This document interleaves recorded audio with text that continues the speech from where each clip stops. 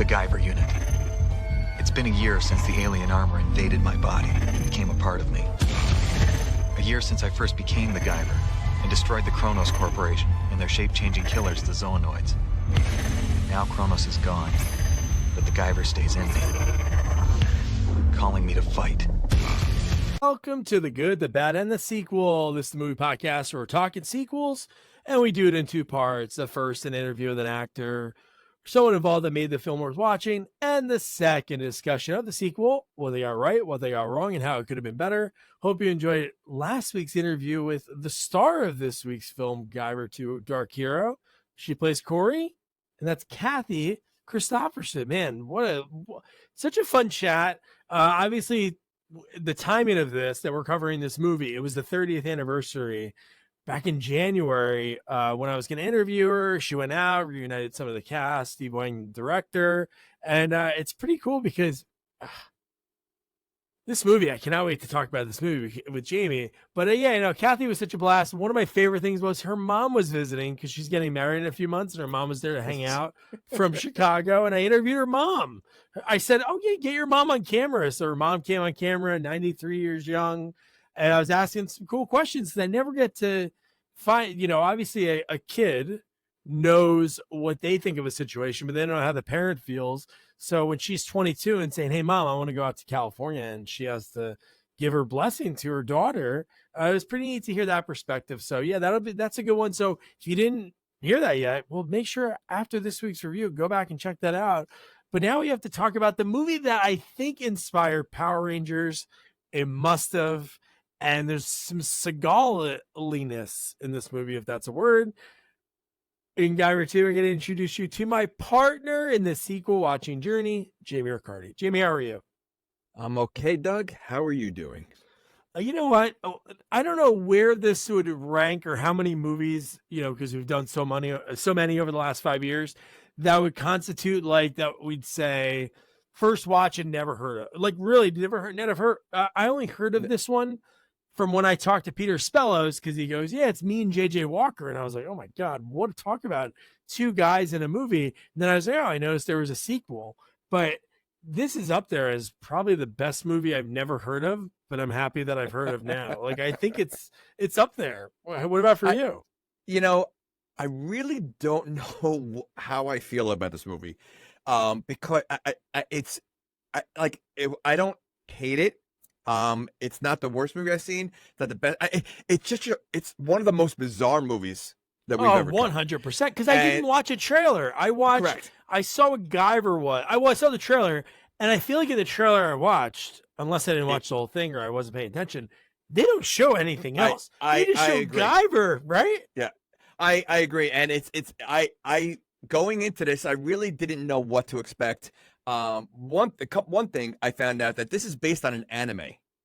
This movie, I see that. Yes. So I think that's part of it. You could tell just the way, the other thing is the main good guy.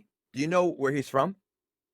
Ooh, Sean Barker? I don't know. Is it going to be something that I'm going to be like, what? Well, it depends. Have you ever played the game Metal Gear Solid? Yeah. Oh, he plays? He's the voice. He's Snake. How crazy is that? Wow, that's awesome. So yeah, I can hear that basically from his one-liners. I can hear that from his one-line. Wow, that's awesome. And Snake is based. I don't know what came. I'm assuming Escape from New York came first, but the character Snake in Metal Gear Solid, oh, totally, looks exactly like Snake, and his name is Snake. They have eye patch. So yeah, but yeah, he plays Snake in all the games. Wow, did Carpenter give the blessing for that? Because you're right. Because the first Metal Gear Solid is on Nintendo, and it's like really just like a top view. You're crawling around and stuff. And that came out probably 86, 87. So I wonder if they gave their blessing, or they just said, "It has to screw it, maybe he won't notice." Look, long hair, eye patch, and his name is Snake. I mean, you can't get any closer than that. I mean, so the movie. First of all, I thought we're getting like the first scene. I mean, this is the first movie, and I think every movie should start the way this movie started.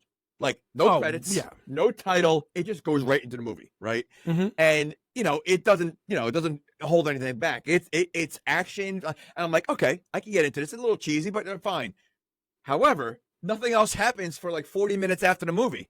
You know, like I know. It takes. So I'm like, I'm all into it, and then it's like, all right, this is a different kind of movie than I expected. Plus, for a low budget movie like this to be 2 hours long, that's insane. However, a lot of stuff, a lot of special effects that use, man. Some great stuff. It didn't feel like 2 hours. Like, you know, like no, like, it did not. It did not. So it's one of those movies. I don't know where I am with this. Like, I think I'm in the middle where like it wasn't. I don't know. It's such a bizarre movie that I really like. I think I'm a loss for words of like how I really feel about it. No, you know what? Honestly, the thing that for me is I didn't realize what it was. Like I said before, like I thought, okay, this is a creature that goes bad guys.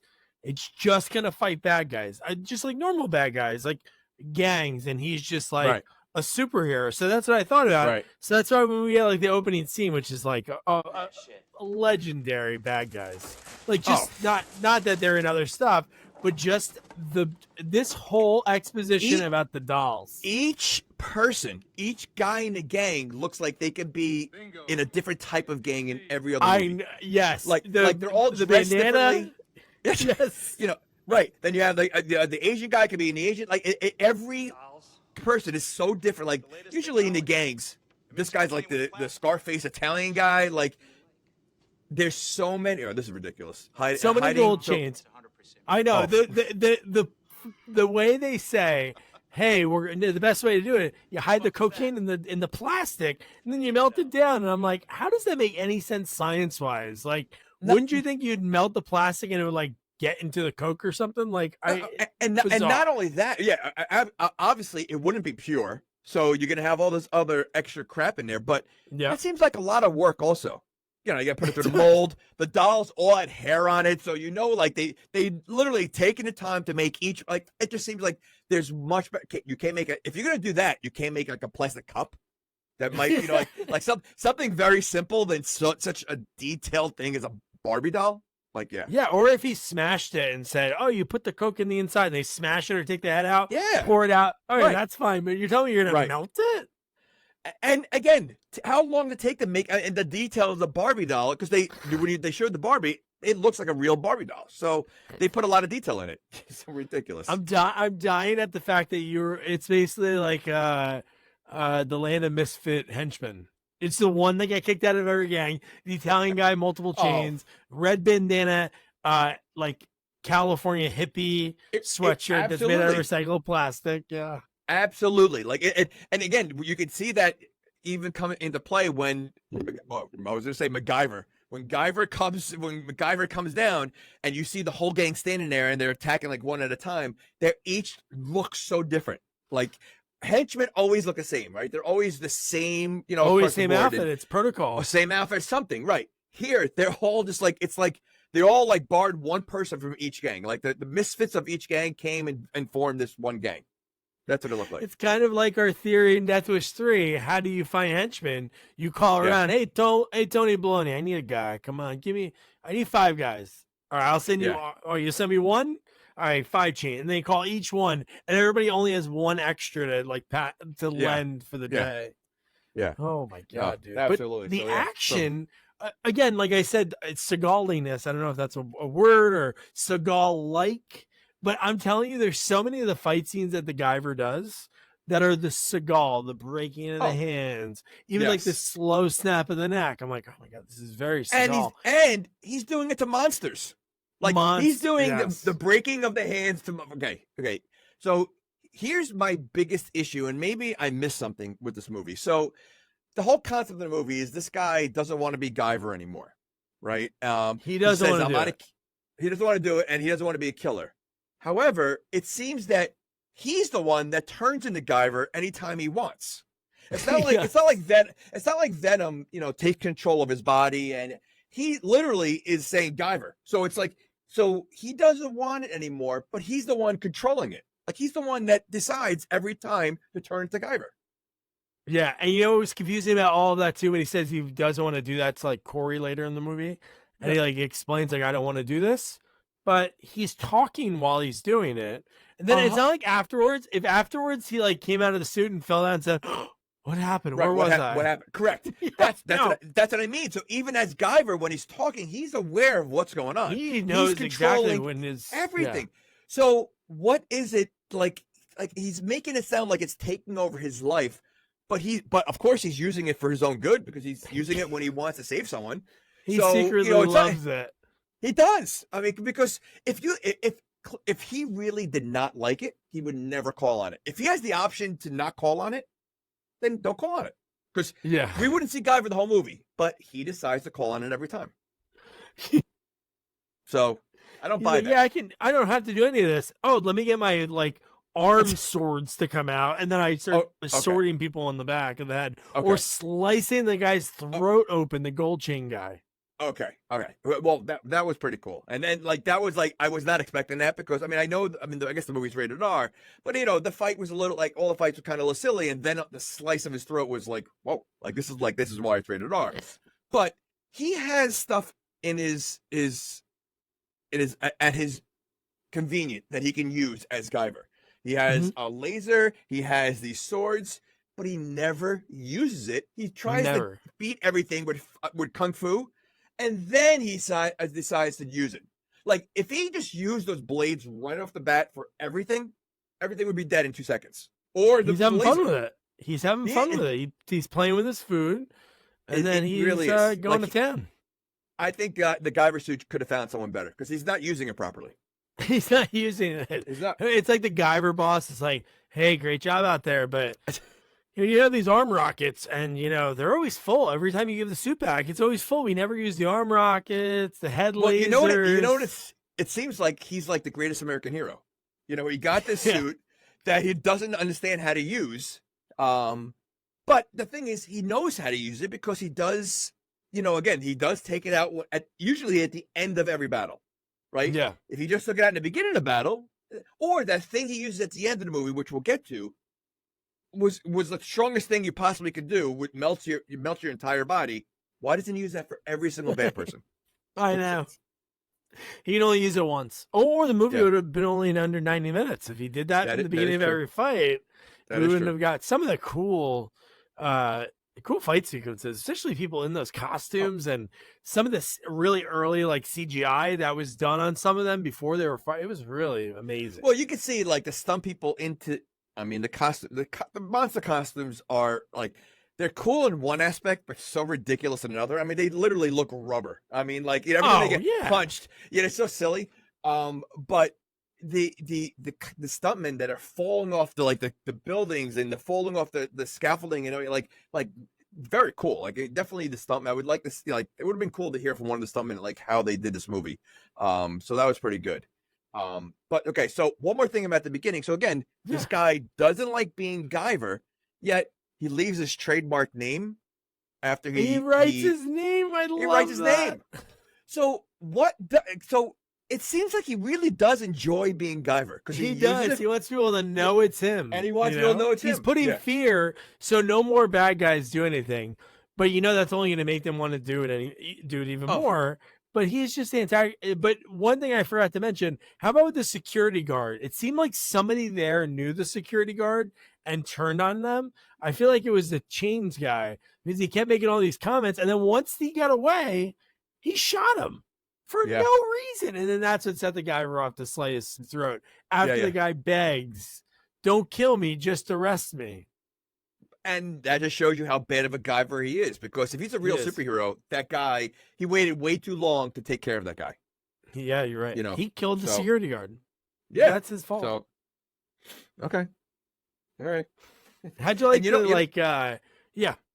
I was gonna say what I also like is the sound effects in this movie are so over the top. The music is great. Again, love the music.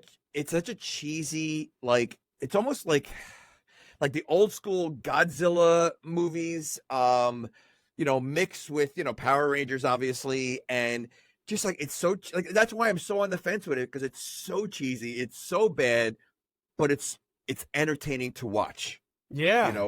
When there's something going on. It just, unfortunately, there's a lot of fluff in between. Yeah, no, there was the whole like him struggling, him having to infiltrate when he meets Corey, and he's trying to get involved, and she's vouching for a stranger, which is very weird. Like, Yeah. she's never Like, met well, this guy before, and she's like, I you know know. what? Hey, I'll just pretend you're from the university. And give him full access, like to everything. Yeah. Like, yeah. I mean, so okay. So how about the fact that Guyver can change into himself faster than Superman and Clark Kent? Like, Oh, I he love literally it. just he walks behind a tree and it's done.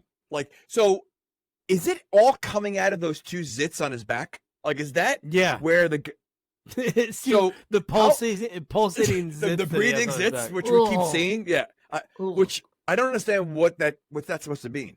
The pulsating zits, like, why do we keep That's seeing ready that? to go. He's warning them. Okay, so how wide open do those things get when Guyver comes out? They get pretty big because when he did the one that I loved about this movie, and it's kind of like American Werewolf in London and even the Paris one, each time there was a transformation, they did something different. Like there was the one that they did the camera go down and up and then he switched. Yep. There was the one jump in the air and you saw it come out of his back, and he like while he was in the air like switching the costume. So it's got to become pretty wide because when he jumps, that's all you see is it come from the back and then wrap around his body. So think about how gross that's got to be then, because Ugh. the zits alone look so gross when they're moving. Oh my god! Imagine like so many how times wide they, showed it. open up. Oh, and like again, which doesn't they never explain why they're pulsating. Like it, Yeah. you know, it's just like it's every time he's like in a nightmare, which he's like sweating like I've never seen anyone sweat before, and like you know, like I mean, it's just so silly. Like it's just so ridiculous. And he dreams within a dream. We got caught in a dream sequence. Oh. We watched him dream, and then his neck was pulsating, which was so silly because that's real. We see that again later, so we know that's real. So we saw him dreaming, thinking, "Oh, he's dreaming about this gross thing on his back," which is probably in the first one. But for us, Is we he? haven't seen Yeah, it. but is he dreaming about the gross thing on his back, or is that what just we're seeing? Oh, I don't know. I don't know because we So, saw or- him wake up and then wake up again. But you know, but you know, like when he's up though, you never see the back, you know, getting larger like that, like pulsating. So maybe the Guyver is dreaming inside of Sean's dream, Maybe and the Guyver's But dreaming no, we about see- the zits. We see it pulsate one time when they're all in the ship and standing around because it starts pulsating when he's around other people because it Oh, gets we did, really okay. weird. He's like, and then he does something to open the portal. So somehow he opens up a portal, which nobody's mind blown about. Obviously, they're in a spaceship and they're not mind blown yet. When the portal like opens, it Yeah, looks yeah, like yeah, you're right. and then it opens up to an open area for them to go into like the the cockpit of the ship or like the brain of the ship. Yeah. Okay. Well, we have a whole thing to talk about with that. Okay. So So would you think like what is the crime rate in any town USA where this movie's set? Because the story of the guarded vigilantes wasn't on the front page. It was like buried on like page 3. Like what happened in the city that was, or they just don't want people to know about the crime that's happening because it's a pretty serious thing that happened. Like no, yeah. but this movie takes place in the 90s, right? 94 or whatever. Yeah, 94, yeah. Okay, that TV looked like it was from like it was one of the first TVs that ever came out. It was a typical, really, Yeah. it was like an old school, like, so I wasn't sure if this was supposed to take place in the past or it was an awful, like, just a small TV. And the news was ridiculous. It was so silly. Like, I loved it. Next up, more Elvis sightings. or how about the guy talking about the bear? Oh yeah. But It was like just these real like sketches within the movie, and it was funny. no, absolutely. Absolutely. So the guy Oh, that man. plays Sean Barker, there was a I don't know if they like likened him to like Johnny Depp, like when his manager would go out and say like, "Hey, here's my client, he's but he looked like Skeet Ulrich. You know what's wild? This movie came out in '94, Scream '96. Like to see, Yeah. because I'm thinking like, oh, Skeet Ulrich, but he's like not that much of an age difference as like the actor that plays Sean Barker. He had that 80s look because I was thinking he looked like the kid from Iron Eagle. Like he looked like the main. Oh, like Jason. the main actor. R.I.P. No, not R.I.P. no. The original. That's what I mean. What was his name?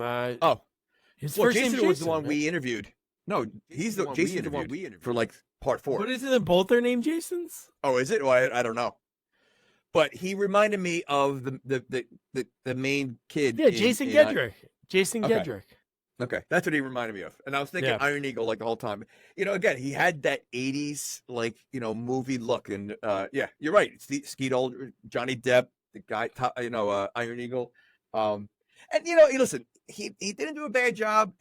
I mean, the acting is definitely a little shaky. It was a hard role. You're playing somebody that it's not a character you can like really research. Like there's not anything to go to. Like, hey, what other movies out there is a person like at any time can turn into this creature?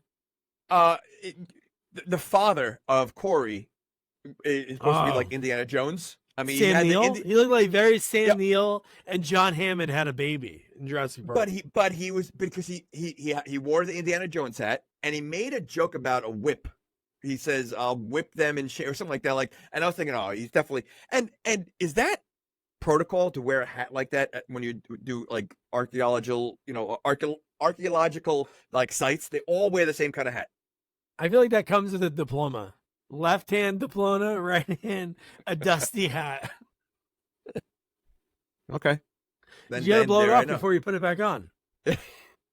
So funny.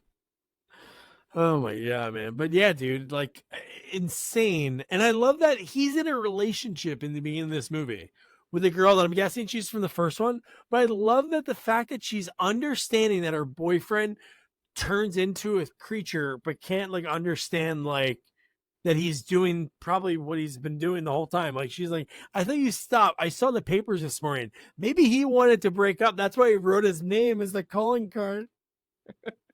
You know what? That's a good way to get out of it. I mean, It is. Well, how about his drawings? They look like they were done by a kindergarten. Oh they look my god! Like this is what he's been seeing. That's the best he could do. Like it literally looked like if you had like break time for like kindergartners to like just draw a doodle. That's what it looked like. It was like young kids doodling. And the funniest part about the whole thing was that ended the first time when he went there and saw the one drawing because Corey saw it in his book, and they didn't mention any of that stuff ever again. It was like you thought this was gonna be like a very important piece, which it is. Yeah. But it ended so quick because oh my god! Because the best was they were mentioning that kids were drawing that. That's why it was funny because he was drawing that same thing, and it was like they found these patterns that were being drawn, and it's like, why would they let that out in the public? Like again, you let a rando on the site, and then you're telling the general public, hey, these are what the drawings look like. And wouldn't you think what they're doing right now is like top secret? Like it's obviously because yes. if you let it out, everybody's gonna go there, right? So the fact that they're very nonchalant about everything, Well, listen, they clearly, whoever is doing, taking care of everything or the hiring is not doing a good job of like what's going on over there, or who they're hiring. Because even the old man on the the TV, whatever, I guess the leader of the, whatever happens to him. Like you see him, nothing. Like you see him, made like, him seem like Donald Sutherland, but he's barely in the movie. Barely in the movie, but he plays a major role because he's the one orchestrating this entire thing. But you don't see him at the end. Like he should have been like the main alien or something like nothing. Yes, you're right. He should have been the one that showed up in a limo or something. Gets out and then he turns into like a crazy looking creature. Nothing at all. Just him. Yeah. Sean looked at him. He was able to see him when the TV screen came on. Yeah, that was it. And that's it. Unbelievable. Okay. So Sean decides to go, to where they're, he saw on the news, and he goes to was that a gas station? I guess. But first of all, did he? Well, first he's hitchhiking. No, I was going to say he doesn't own a car. Or, which I wrote. How about? Okay. Why did he fly there? I was going to say, why did he put the Guyver and use it to good use? You know what? That's so silly. Why wouldn't he have done that? I'm sure he's super speed. Yeah, see, and he was running the suit wrong. And he was running fast in the later scene. So he either could have ran there or flew there, But no, he's hitchhiking. Again, he doesn't have a car at all. Like that's like. I don't think he's working. That's, he doesn't get paid to be a guy. Hold on. I was gonna say you're right because that apartment he lives in was super small. Well, that was. Oh my god! It looked like a prison cell. It was cinder block walls. And it was literally a couch that was like right in front of the TV and like a small little kitchen area. That's it. Yeah. He probably sleeps on the couch, and it was a small little thing. So yeah, you're right. He dumps in a bucket in the corner, and that's it. He just he lives. When I saw the walls, I'm like, man, they found the most depressing, like jail cell or something, and we're like, yeah, can we use that for the scene with this guy? You know what? No wonder he's having nightmares. I mean, he's literally like in like solitary confinement in his own house. I'm sure this is something I hope you've never done, but I would say 70s and 80s, it was more common to people to hitchhike. And what's so messed up is obviously there's some scary ass people because obviously you couldn't do it. But for me personally, because I love just talking to people, it would be a really fun experience. But then like the ladder of like getting picked up by like a homicidal maniac is like the downfall of it, or picking up. You mean getting murdered is the downfall? Like, otherwise it's pretty cool, but then there's the chance I can get killed. I guess it's like bungee jumping, right? Bungee jumping, really cool. Downside, I die. I don't know. You know what? I think you probably have a safer chance bungee jumping than hitchhiking. So, I mean, how many bungee? What does that say? Right, but how many bungee accidents are there compared to how many people are missing? Because they went hitchhiking or something like that, or So yeah, I don't know. I don't know. I don't know if it's worth the fun experience that one time you might get a crazy person. Yeah, every door I'd open up and they like when I do my thumb and they, oh yeah, come on. I'd be like, you're not gonna murder me, are you? And then if they hesitate, I'd be like, all right, keep going. Ridiculous. But yeah, so he ends up at a gas station that the sign has the world's famous chili. Did you see? It was where I wrote it down. Where is it? Yeah, try our oh no, I'm sorry. Try our nearly famous chili. Oh wow, that was nearly famous. Nearly famous. So that's meaning that it's not famous at all. I mean, pretty much, and and it's a gas station. You're gonna eat chili at a gas station? Like, oh my god! I love that the guy he made him. Hey, do you know where the dig site is around here? Are you gonna buy something? Yeah, I'll buy this sandwich, right? And he goes, all right, $1.95, and takes the money. He goes, where's the dig site? I'm not telling you. Like he just lied to the guy. I saw one of his nasty sandwiches that's been there for days. Oh, gas station food is the worst. It is. And listen, if I'm on a long road trip and I'm really hungry, maybe I'll have like a hot dog or something, maybe. Right? And again, even then I'm or whatever. Chili? Like there's no way I'm having chili, Yeah. Ugh. Oh, did they clean it out last night? I don't know. They look at like the sheet, like, oh my god, a week ago. Oh my last time gosh. we changed it. Ugh. Yeah. I love going across the country, but man, that's the worst. There's no like fast food. I remember this one gas station, and like I was like, man, how long has this been under the heat lamp? I'm just staring at it, but I survived. I'm here today. So we get to Corey. Oh my god, she was Kathy, like doing the video interview. She looks amazing. I don't even know exactly how old. I don't want to say how old she is, but God, she looks great in this movie. Like she has a look, and like I said to her, like no matter what movie, anytime you get to be like one of the stars, the top 2 billed stars, that's a big deal. Before this, she was on like Coach. She had some great stories about that, but like these roles that were like girl, I think she had one named role before this. Then she lands this movie, and that's like a big deal. She was in stuff after this, but I'm just shocked that she wasn't seen because she has this great look to her. No, she does. And the only problem I had with her is that she had glasses, but she basically picked and chose when she wanted to wear the glasses. Yeah. Like when he first meets her, she's got glasses on, she's driving with the glasses on. And then throughout the movie, there's times that she doesn't have glasses on, and then the time she throws it on there. Like she either has glasses or you don't have glasses. And you don't pick and choose when you're gonna have glasses. And it was just funny that like I don't know if like they forgot to give it to her for those scenes, and then she just not having the glasses. Somebody stepped on him. Yeah. So yeah, especially since you're going in a cave and you're studying, the paintings on the wall, you want to see clearly. You don't want to be blurry. No. I guess they're bad drawings anyway, so they're gonna look the same. True. Okay. Oh my god! But you know what? I'm pretty bad with glasses. I was wearing them like a little bit, and now I don't even know where they are.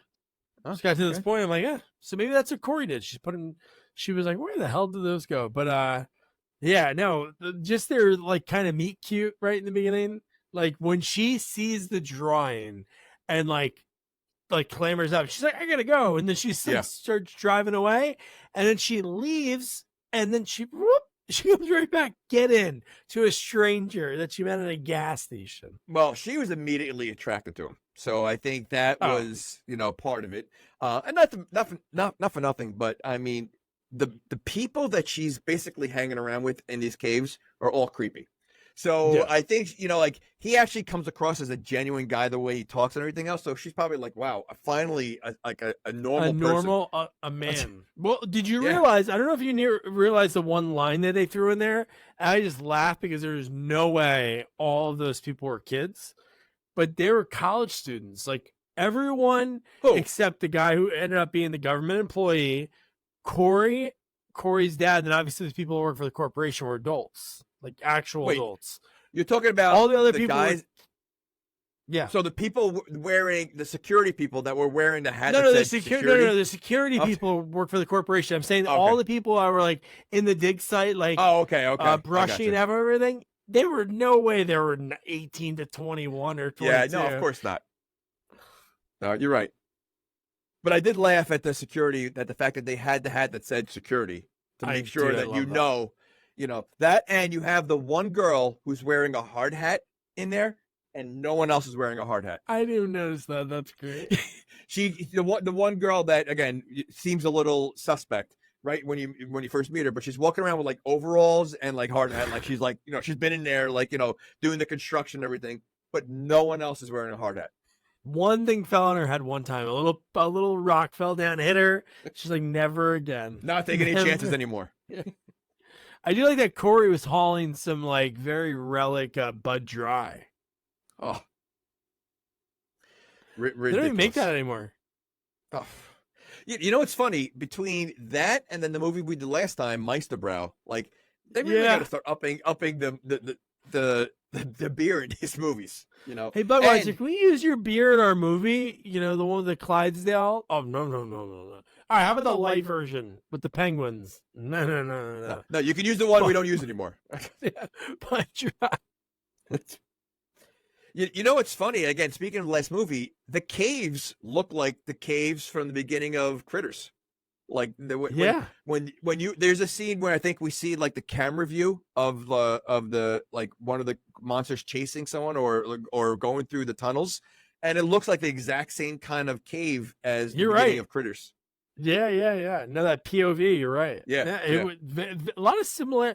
Again, at this point, I don't think there's anything with aliens or creatures. At this point, I'm just thinking like, all right, same thing. This is a robot kind of guy who's a vigilante, and he's taking care of people. That's all I think at this point. And that's what I mean. Like that's why I'm like because the movie starts off so fast and so like hard. And then we get a lot of like fluff before we see the Guyver again. I'm like, what is going on? Like, is there like, am I watching two different movies? Because I don't want to see drama. Like, if I'm going to see this cheesy movie, there better be some stuff going on, So we had to wait a little while for that. But here's another question I have, and you see this a lot in movies, especially when it comes to like dig sites and caves. There's always a father and daughter like working together. Always. Like. How does that always sound? Like how is that like going to the father's business? You're gonna like go cave exploring? Like that's part of the father's business. Like, and or be just like dad.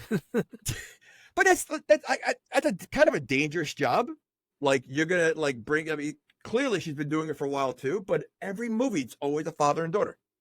No. It's always like that link up between them two, and then it always sets up like you know, she has to watch the father, and absolutely. And there was a cool, obviously there's some twists that we'll get to when it comes to them, Which but like I don't yeah. understand.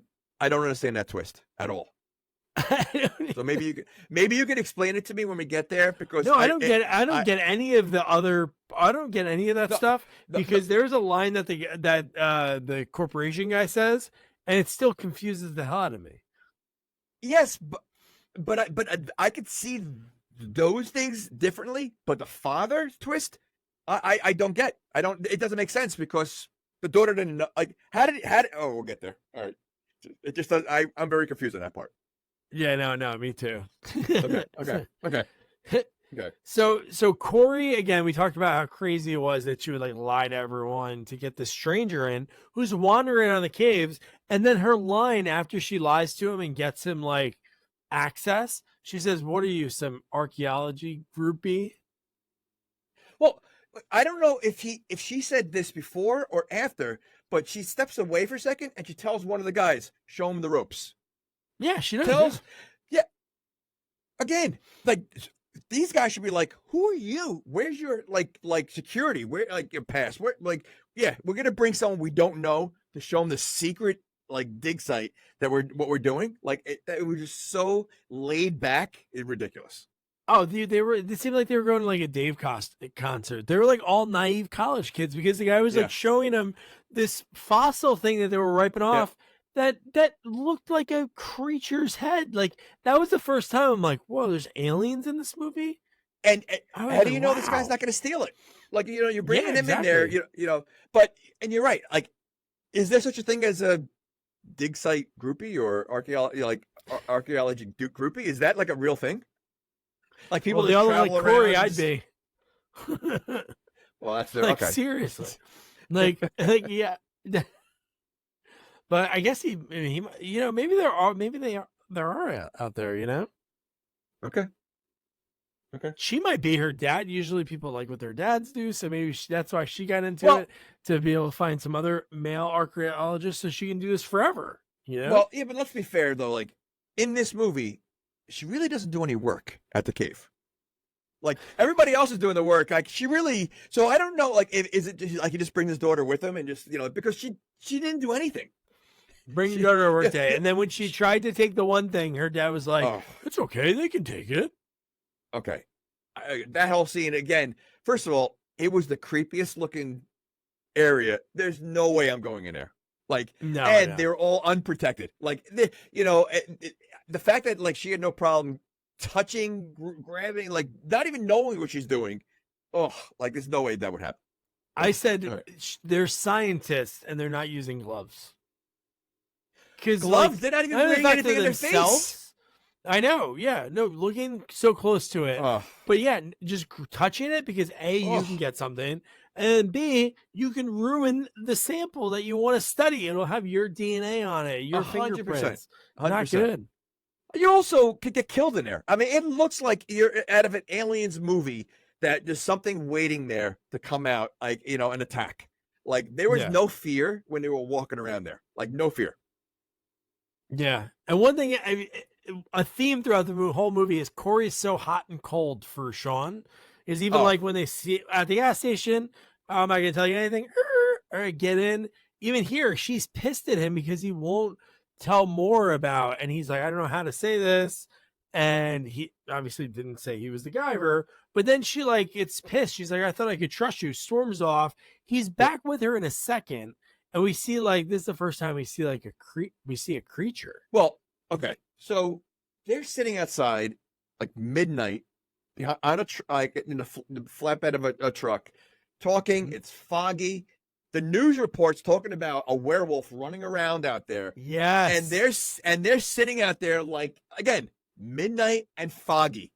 What are they doing? Like why the So yeah. And now we finally, first of all, the creatures in this movie are so bizarre. Like they're all animals. Like there's a frog, there's a rhinoceros, they're all like alien animals, I guess. Yeah. No, I like the rhinoceros, and even later in the movie when they show inside, and we see all the other ones that I guess are on their way to Earth. They were all funky looking too. One looked like a One caveman. was a Neanderthal. Yeah, one was that. Exactly. Yeah. It's so weird. So yes, No. so okay, so what made the news think there's a werewolf out there? Oh, because they found people that were being chewed up, so they just said a werewolf. So the first thing they think why the of, news so report the first thing they think werewolf. is a werewolf, not a bear. Like, Well, okay. in this universe, I think. Well, maybe that was like the National Enquirer news, because if you remember, they said at the very end before they went to commercial, more Elvis sightings. So maybe that was like National Enquirer had their own news and radio station, because no one would go with that. That would never be like on anything. But the Enquirer, boom, print it. Well, is the Guyver known? Like, I mean, obviously I didn't see the first one. So like, did he do things where he writes his name, he signs his name? So but it doesn't do that every time he stops a crime? Like, did he stop a lot of crimes in the first movie? Like that I'm people guessing, know and is the a fact Guyver that out the there? girl. The fact that the girlfriend in the beginning was pissed off that he did it again, I'm sure it's like a reoccurring thing. I'm sure it's not like, hey, honey, you drank that one time in college and you got drunk last night, we're breaking up. It's more of repeated behavior. Right, So with him, right. it was probably like he murders every so often, and then he said, I'm going to stop, and then he didn't stop because he wrote his name, like we said, to get out of the relationship. He did that purposely. He even called the news. Okay. He's probably like, hey, this isn't the Guyver, but the dead guys. Hey, oh, don't forget, there's cocaine in the Barbie. See ya, bye. You know, it'd be great if he called in the Guyver voice that he uses, and he goes, "It's not the Guyver, but you know, Definitely not the Guyver. Your bottle has been recalled." Pretty good. I really like that line. That makes sense that he's Snake. That's really cool. Yeah. But the fact that they hear like the screaming, and somebody said there's a bear, like somebody screams a bear, and Sean's first thing was to like push her. He goes, and say, "Go get help. I'm gonna go get the bear," or something like that's or something like that. And I love the comedic timing of her taking like the steps, start running, and then it takes a beat and said, "You're gonna get the bear?" Yeah. And he's gone already. And then she goes back there. Like, so what is she gonna do? Like, Yeah. she just met this guy. Like, does she really care that much that if he wants to be that stupid to go after a bear, go ahead. Like, you know, like what? Why does she even care that, you know, at this point? Like, again, if there's someone screaming and someone's saying bear, I'm running to get help. I don't need to be right there. She doesn't care. You know, Just like the guy that's with the photographer, the hunter, who reminded me of like one of the fishermen in Jaws. Like he's like, I'm gonna get it. Come on, 100%. And he wants to get the picture for the. Does he say tabloids or Inquirer? I forget. But he's like, hold it, don't take the shot. And then the saddest part was the photographer's dead. He died. Listen, the minute you see that thing come out, why are they still there? Like, why do people get stupid? And you know, again, they do this all the time. You know, they get too close to. I mean, unfortunately, I think there was a story that someone got too close to like a lion on a safari. Ugh. They got out of this thing and they got too close. Like, why do you like test the limits and go as close as you can, or wait the last second before you have a chance to escape? You know, and this happens in real life, for animals, or it happens like it. Like, what are the people thinking? Like that picture is so important to put on my Facebook. Oh. I need the right angle, I need the right time, and that's what's gonna happen. Oh, it's just like it's so sad. Whenever you see any of those videos, like somebody like at the zoo and the monkey reaches through 100% because they're too close. Yeah. So now you clearly see this looks nothing like a werewolf. It looks nothing like a bear. No hair on it. No, I mean, they're so comical. Like these costumes, these monsters, they really are. And like I said, like the rubber, like, listen, the costumes are very cool. Like they are cool looking, right? Like No, I liked them a lot. But it was at the like same Power Rangers. time, They look so like Power Ranger cheesy. villains. Oh, yeah, no, so I hear ridiculous. There's definitely a cheese factor to it. But the thing, the combination of the great special, the way the special effects looked, and the fight sequences, like I thought I was like thinking like, wow, this is good. Like I saw it, I'm like, Yeah, this reminds me when I watched like Power Rangers as a kid. Like it was like really good sequences, and I was not expecting that. I was really expecting like maybe like just some punches, but when the Guyver's like doing all these flips and Yeah. it just looked really good. Yeah, no, it was good. But again, I said it before, this rhinoceros thing, I think he almost kills Corey later on, right? And if he just used his blades the minute he started fighting this thing, he wouldn't have risked Corey's life. Like, Yeah. you know, like he decides to, you know, just like, it's like a Mel Gibson thing. Like, you know, put the weapons down. We're going to fight hand to hand, you know, Gary Busey. That's what he does at every fight. He goes, let's try to fight it out first. And then I'll use my weapons if I have to. Yeah. One of these guys, I forget the name of them, which we kind of like skipped over like, in the beginning. Xenoids or something. Right. Yeah. Yeah, you're right. Yeah. So in the beginning of the movie, which is great if you've never seen the first one, it gives you a great like catch up. Like within like a minute, it's just like way too much dialogue to remember all of it. But it was like, no, if you remember, and it's like, okay, cool, we're caught up. Because even at this point, like I'm thinking, like, what the hell is like happening with this like creature, and then he's battling it. And then I love that when he's done with the fight, it's almost like, all right, it's over. And he turns back. It's while like a he's mutual, walking. and he recognized them. Like they actually have like a chat before they start fighting. So like, is that creature also in the first movie? That's a great question.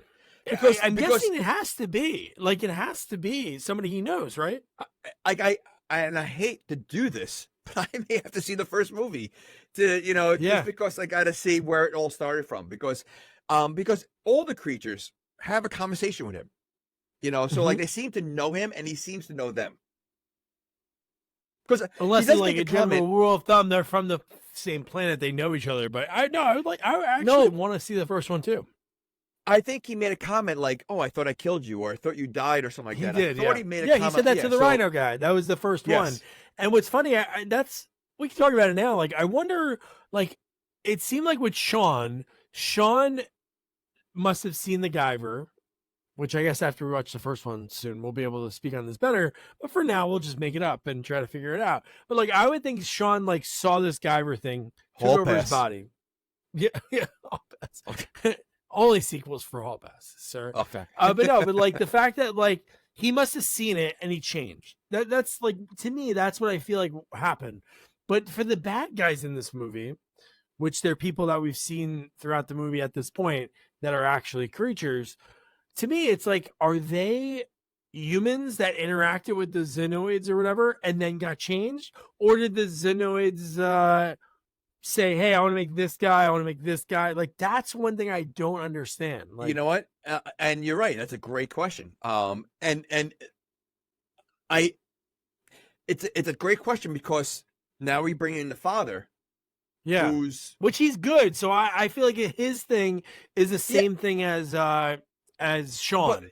But he's also a monster. So that's the question. Like, was he a monster and he came to Earth and he, you know, somehow hid it from his daughter all these years? Like, I wish there was an explanation. You're 100% right. Like, the fact, you know, it's one thing having the bad guys have the flip flop. Fine, you know, that makes sense. That, you know, right? But to have the father all of a sudden, that makes absolutely no sense. And they don't like. She doesn't even seem shocked by it. She's like, "Dad," and then that's it. I know.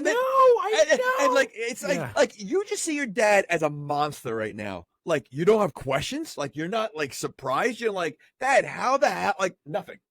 It's like, well, no, the like, fact that she didn't even know it was really her dad yet. She just saw a creature and said "Dad" by a sound that it made. So that is even crazier. Like, if she saw her dad turn or turn back, then it's like, okay, Dad, right? That's you. But she just saw a creature and knew it was her dad. I know. The whole thing is just so bizarre with that. That is bizarre. So that one doesn't make sense to me. But for like the Guyver, that makes sense. Oh, he stumbled upon something. It took over his body like that. But yeah, no, that was one thing I was like, man, because I was like, oh, who is this? Because now I'm like, oh, this seems like it is somebody. And at first, I thought it was the government guy, which at this point, He's like Well, professor. they something. totally made that look. He reminded me of Tubbs from Miami Vice. Yeah. Yeah, no, definitely. You don't think he looked like him a little bit? I was thinking the henchman from Die Hard, but like that same the hairstyle. Yeah. But they totally made it look like he's the bad guy. I mean, that whole thing. Well, that again, that goes with the Guyver, right? So he's able to change very fast into Guyver and change out of Guyver very fast, but he's not very secretive the way he does it. I mean, he literally changes in front of the hunter when he's sitting down. Like he didn't even try to hide it, and he does it later in the movie also. Like he's very sloppy on I mean, he's in the woods. He can't run to another tree a little further away. Yeah, I mean, it's like peeing in the woods. It's 100%. Right, you got to find the right tree. He literally the hunter's staring at him, and then Guyver talks to him like hey, to mess what are you with staring him. at? Yeah. He changed. He was a thing. Yeah. Oh, he must be in shock. Yeah. No, I think you nailed it. The Guyver, he's not good at using the tools that he has. No, he's the greatest American hero. I wonder, how, is there a sequence in the first movie when he becomes Guyver that he just doesn't know how to use what he's got, or is a training manual or something that teaches him how to do everything? Because again, when you watch this movie, he clearly has full control of this Guyver. So it's not like it takes it'd be one thing if the Guyver takes over his body. Fine. That I'm on board. It's like a Venom thing. It works. But he's talking. He recognizes, people. He remembers what he does. So clearly he has full control. So I just want to know, in the first movie, how does he learn how to do everything? So yeah, we'll find out. I have to check it out. But so then now we have a crazy scene. So the government guy, again, the Guyver's so quick to go in and out, but when a guy puts a gun to his head, he doesn't move fast enough because the guy's ready to kill him. And then two people walk up, look over, hey, what are you guys doing up there? And you know what's funny? Didn't they kind of made a joke they were hooking up, right? Did you get 100%. That from the college guys? Yes. They're like, here, what's going on over here? And you're right. Wow. If those two people didn't walk by, he probably would have been dead. What was he waiting for? Fade to black at the end. Okay. All right. 46-minute movie gets shot. Yeah. Ridiculous. Oh my God. Yeah, and then he's having dreams again, so he's taking a nap. It's probably better than his apartment. He probably never wants to leave at this point. How many nightmares does he have in this movie? Because he has quite a few. Yeah, too many. He's got a lot of stuff going on. He's we all have nightmares. Do people really sweat like that when they're having a bad nightmare? I don't think anyone does. Yes, you have a night. You might wake up startled, something, but dripping wet because you're so into it, you're so afraid or whatever. You're so nervous. I don't think so. I'd be so scared if I really woke up in a heap of sweat from it. I understand if you're not feeling good, you wake up like that. But if I'm having a dream and I wake up and I'm full sweat, I'd probably call a doctor. And it happens often. Must be so it almost seems like it happens every time he goes to sleep. Every time he goes to sleep, he has dreams about breathing zits and everything else, and he wakes up sweady. First of all, did he have a bag? Did he hitchhike with a bag? Or is he reusing the same shirt? You know what? Oh, do you have a duffel bag? Gross. How about the fact that the amount he's sweating has to leave a wet full wet stain on his bed. He's with Corey walks in and sees this whole wet stain on his bed. What's she thinking? Yeah, a big white salty rim. How do you explain that? Talk. Yeah.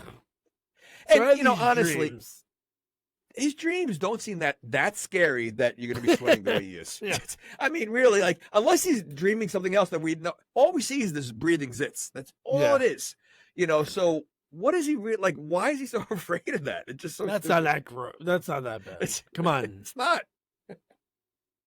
I do love when Sean is on to Corey, and I wasn't expecting this, right? To me, this is kind of not a twist, but the fact that she knew because he says to her, what kind of dinosaurs are you looking for? What kind of fossils? Because that didn't look normal. She's like, oh, this is new dinosaur, blah, blah, blah, blah, blah. And he's basically bullshit. Like, he Of knows course. right away that it's bullshit. Oh, well, how about the wiretap? The bug in the room or whatever? Oh, they were yeah, listening. yeah. Okay. That was the biggest bug. Like, they're like, Huge. usually when they're trying to, listen on, conversations, the bugs are small, they're hidden, they're in a cup, they're in a light, they're whatever it is.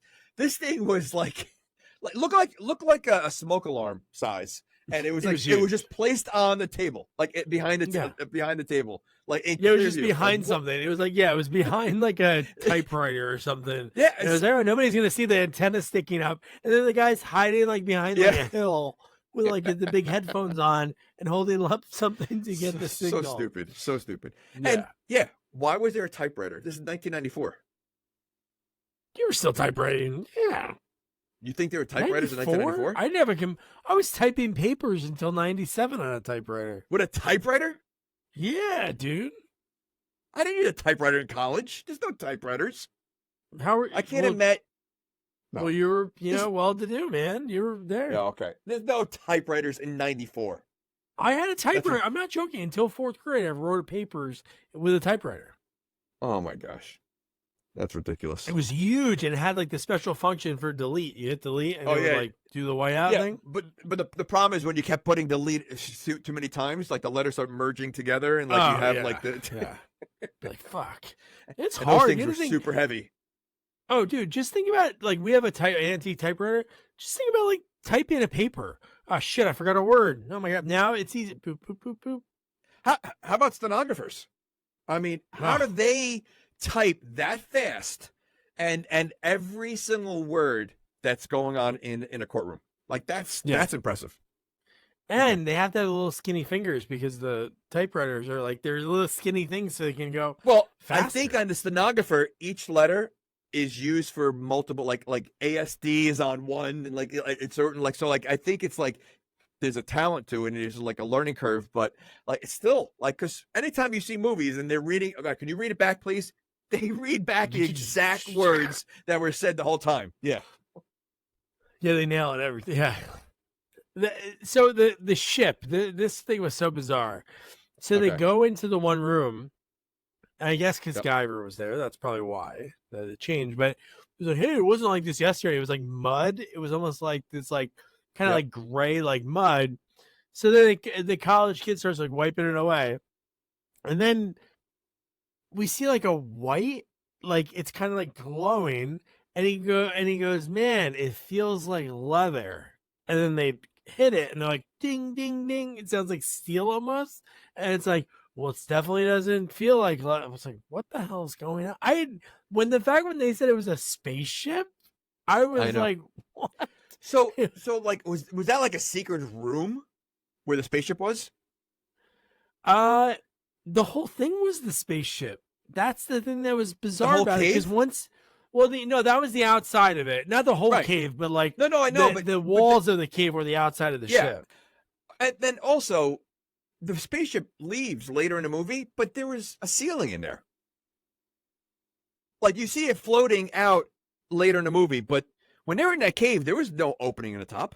Oh no, because it was like kind of still in the ground. It was like very like the turtle one from but it doesn't break through like in Willy Wonka. Like when they go straight up, like it literally just floats right up. Like so, like did the ceiling open up? Like I forgot about it. I think they forgot about that when they did that end sequence. But no, because it was covered definitely. Because the one we saw on the other planet, whatever planet they were from, we saw those other ones that were getting ready to launch over. Yeah, they definitely. Yeah, there's definitely nothing like that in the one. No. Yeah. But again, so at this point is when they should have said, all right, listen, you got to leave, Sean. Like, this is like now top secret stuff. Like, you know, like, again, he's a stranger. Like, now you discovered something major, like something really big. Why are you keeping short? Like, and he's like, you know, exploring on his own. They're letting him explore on his own. He's walking around. I mean, the fact that he was able to go by himself and go deeper into the ship without anyone realizing it, like, it's ridiculous. Well, he's a good luck charm. Good things have only happened when it comes to this discovery since he's been there. So maybe she's like, you know what? Let him do Dad, the cue thing. the montage. Did you like this montage Oh my gosh. of the dad just pointing at people? Uh, That's all it was for like 5 minutes. oh my gosh. Ridiculous. Ridiculous. I can't believe they dug out a spaceship and then they're partying. Bizarre. Like A kegger is the happening right now. I want to know what the time sequence is from discovering that, going in there, having the party. Like, how was it, like, right away? Like, they were so excited they found it, they started partying right away? Or like I wonder how long was that whole sequence? Because it seemed like very fast. He was pointing pretty good and with purpose. His points were with purpose. No, but the fact that when they went to the kegger and everybody's like kind of drunk because her line was so bizarre, dude. When she was talking about, you know what, we can grow spaceships kind of like trees. And I'm like, what? What? That's bizarre. No, absolutely. Well, where'd they get the keg from? I don't know. Are you telling me like they left it there and waiting? So first of all, you're telling me that's a warm keg because there's no ice, right? So you're telling me that keg's been sitting there until they discover something, so they can like crack it open when they find something, like, you know. They're they're college kids, so maybe they just always have one ready to go. But they need ice. Ice was needed. Okay. How about the fact that on the outside of that campsite there was a dartboard? Did you see the dartboard? No. So one of the guys playing, there's a dartboard with no back to it. So it was, the dartboard was on a stand, but there's absolutely no back to it. So they're just playing darts with just the dartboard. How many times are they fetching these darts because it's going right past, because they're not hitting the dartbourt? Like, if they're missing, like, oh my god, it's literally on a stand. Like I noticed it. I'm laughing. I'm like, what are they doing? Like, they couldn't put a piece of wood there. I mean, they had plenty of wood and construction going on in that cave. They could have left some kind of plywood back for the dartboard. Yeah, how the hell did they not think of that? They're finding organic spaceships, so they can't figure out how to have the proper dart set up. I'm telling you, it looks so, because it was literally in the open space, and I just kept thinking, like, they're missing a lot, and and the dartboard was like, I don't even think it was a regular size dartboard, so it was a little smaller also, and that just made it even funnier. Speaking of missing, Sean missed a big opportunity, a smooch opportunity. He messed up big time, because he even said in the line, he said, "I'm not missing anything," when she was talking about, "Are you going to be leaving?" And he said, "I'm not missing anything." They go for a smooch, and she walks away. You know what? I think his mind was elsewhere. I don't think, you know, because he could have. I mean, I thought in the back of the truck they were going to smooch in the beginning. I didn't. Yeah, you know, like, I thought that was going to happen then too.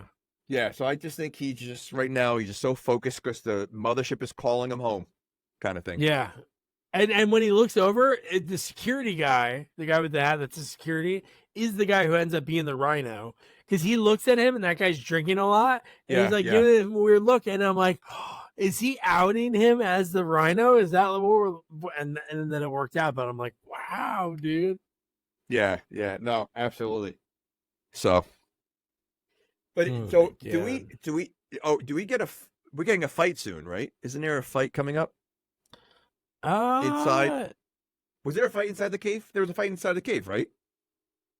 Soon. The next part, again, it's kind of the repeat of the day before. They're trying to figure out like what they can do with the ship to activate it, because they want to get inside. Okay, you're right. So they start like blowtorching the walls, and this is when he starts pulsating, like standing up, and then that's when he like stares, which it seems like people notice him doing it, but in the grand scheme of things, nobody does, because nobody questions him afterwards, which I would think they would. Correct. But this is when he opens up the door to the ship, and everybody's able to go inside, which I do love the props inside, because, you know, again, you're making something out of other objects. Like the one part of the ship that looked like a butthole, it was definitely a tire, like a monster truck tire. Yeah. There's like all these things. You're like, oh, that looks like this other, you know, household object that they turned into the spaceship object. No, absolutely. But again, you know, we said it before, like they they actually made it look very creepy inside. And you know, I know that we see this in movies all the time, and people are so excited to explore, UFOs and spaceships and caves on other planets. I don't know if in real life who really would want to do that. Be Never. that, or at least be the first group. Like, I'd rather be in like the second or third group that goes in. Let the first 100%. group go in first, let them go in, start the search, we'll like go in like increments. We'll go in 15 minutes later. Let's just make sure that you guys are okay first. And then we'll go in, like send that first group in first. Remember when they did that live on Fox? When they went into the tomb live on Fox, and then it was like the most boring thing ever. Like, because I think they legit it wasn't like one of those stage kind of like, hey, we know what's inside, but we're gonna pretend like this is the first time.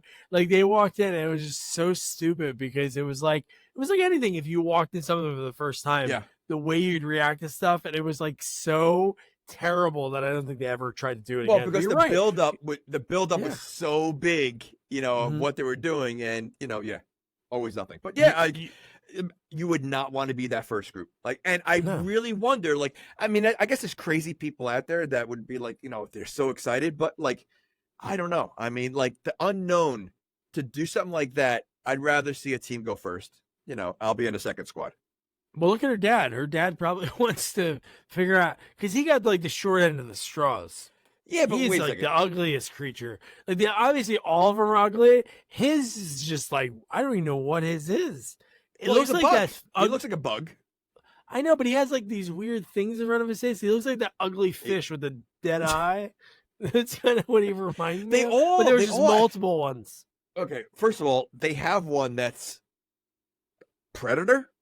Like the big one at the end is Predator. I mean, like it couldn't be more obvious that they're matching Predator's look in his face. Look cool. Look great. Oh, it did, but it was Predator. It looked more original Predator, like the original Predator that Van Damme did. It had like the bigger, like mandible. Van Damme.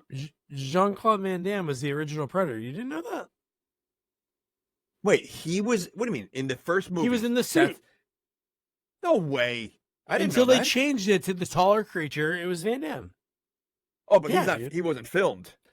Well, there's film of it. He's not in the movie. Oh, really? They changed it. Yeah. Is it on YouTube? They brought in Stan. Yeah. There's pictures of him in the suit, and it had like a bigger mandible. It wasn't scary. Like it was like more like bizarre looking, but it wasn't scary. Right. Because it wasn't towering. Right. Okay, I'm surprised you didn't know that. Wow, your face was like Van Damme. Yeah, well, I was so confused on that. Okay, interesting. Man, now I feel like I have to go to bed watching Sudden Death by the Van Damme movie, the Penguin Game. Oh, great movie.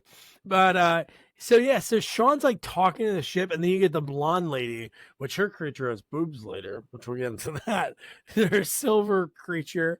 But she's following him while he's talking to the ship. Why does he have to talk out loud? If he's connected to something and it can like know his presence, isn't he just talking through his brain? Absolutely. Well, clearly the ship's drawing him there somehow without saying anything. So he should be right. You're right. He should be able to talk through him through his brain, but no, he's talking out loud, and it's funny. Like the ship's not even answering him at that point. So he's getting frustrated, and like. So I don't understand how he figures out what he needs to do. So I mean I was confused on that part. But yeah, the fact that she's hiding under the like plank where she was hiding? Yeah, the one time she's under him while he's like walking up like he's walking across, she's hiding. Dude, I just here's what I just thought of. So remember when we mentioned earlier this right at the point in the movie where we're at discussing it, Corey, this one, she picks up something that she finds like in the, I guess like the main cockpit of the ship. No gloves or anything. And the guy takes it. The guy from the corporation takes it from her. And she goes to her dad and says, Dad, what's happening? You promised our research. And then he's like, oh, don't worry. So do you think that he was a bad guy? The dad? Yeah, because the reason is that he happens to make a deal with this other alien. They must know who's another alien, no? Well, they also they had to know the ship was there because they were looking. So what she grabbed was another suit, another Guyver suit. That's what it was. It was like an extra. Well, we find out later. Suit. It's like a super. Yeah. It's like a super one. Well, no, it just because it went on top of an alien, which made it super, I think. So, so I think they clearly knew what they were looking for. That's what they were looking for the whole time for the other suit. So I think that the father was in on it, but I maybe the bad guys just double crossed him. With it. Yeah, it was just a bizarre thing. Yeah, his name is Crane. Mr. Crane was the main bad guy. I think they missed out on an opportunity where Corey should have gotten attached to the suit. Oh, and now you have cool. two Guyvers, and then you have a female Guyver. See? Yeah, that would have been good. See? Did you think she was going to kiss the Guyver in the suit at the end? That's kind of weird. Like they locked eyes for way too long. I know. And I was like, they're going to kiss. Well, that's like kissing Iron Man, right? I mean, it's like, it's kind of weird. It's like kissing a mannequin. It's not a person's face, so it's kind of weird. But it could be. It could be. If the Egyptian, if there's different, the first one has different rules than the second one. But no, it's just, to me, it was just so bizarre. You see this guy. But I did like him as a bad guy because he did play like a prick. And obviously, in his normal human self, he wouldn't have been he would just needed a gun. But his creature and the battles at the end were good. Oh, but this is when Sean is now saying like, oh, you can't trust them, and starts telling her about Kronos, and Kronos is actually the corporation that they all work together. And is this where he spills the beans to her, though, what he is? He does, yeah. Okay. And you know what? Her reaction wasn't what I expected. I thought she'd be like either weirded out or like she seemed okay with it.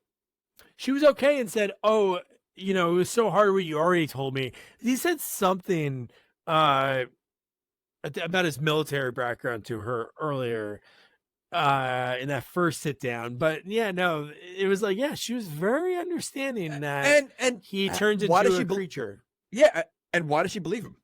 Again, she's only known him for what, 2 days? Like, because we only saw one nightmare when he was there. So she only knows him for 2 days. He says he becomes an alien or whatever. And she believes that? Yeah. How do you describe that? Like, all right, so there's like this robotic suit that comes out. I have these two zits on my back. I have these two zits on my back.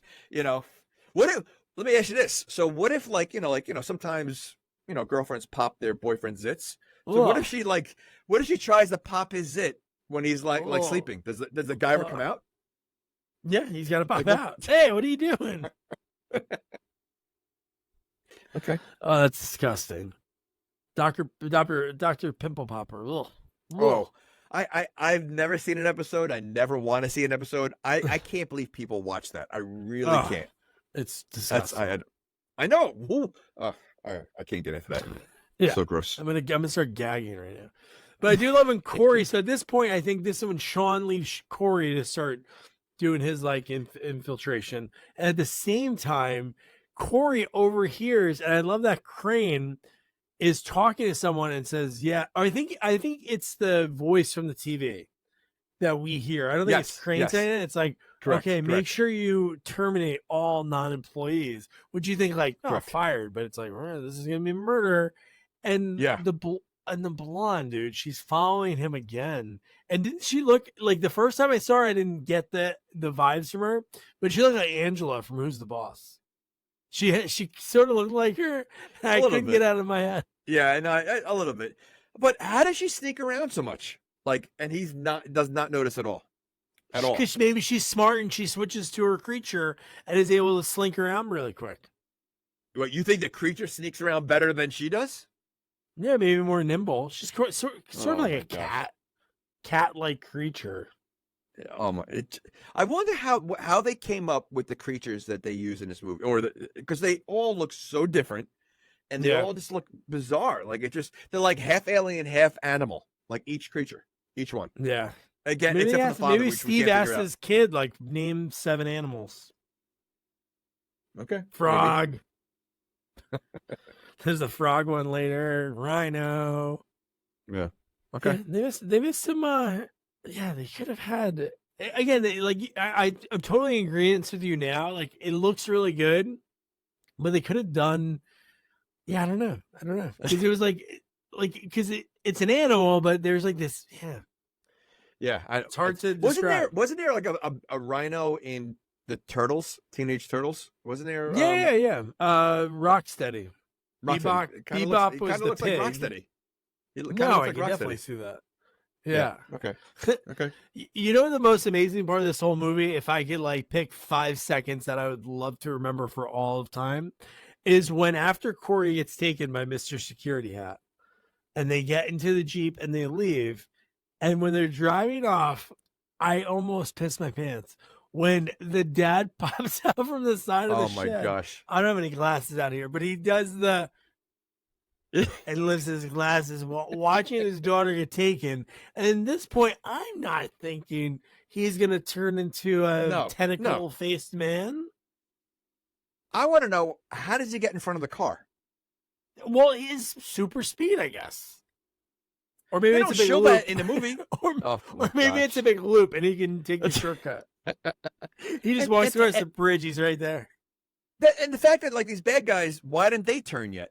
Like, first of all, there's no windows in the Jeep. She easily could have. They didn't tie her hands or anything. She could have jumped out at any moment. Yeah, throughout the whole chase. So okay. But Crane's one was really cool when he transformed. When he was with Sean in the cockpit, his is cool because the first time we saw it, even though later in the movie it looks different, it changes to like more like Predator. But the first time you see it, it's very like Creature of the Black Lagoon. Like it has like the gills. You know what? It looked great. It looks like a morph of Creature from Black Lagoon and Predator. Like that's the look. Like if you took both of them and meshed their face together, that's what he looks like. Yeah. And then again, the Guyver, obviously it's just Sean right now. Sean talks to the ship. The ship doesn't say like, "Hey, watch behind you." He falls for the old, like the blonde woman comes behind, hits him in the head, and he's down. Like his, even though the thing's pulsating and it's not on right now, it can't tell you or help you a little bit. I mean, clearly it brought him there, so like there's no hints.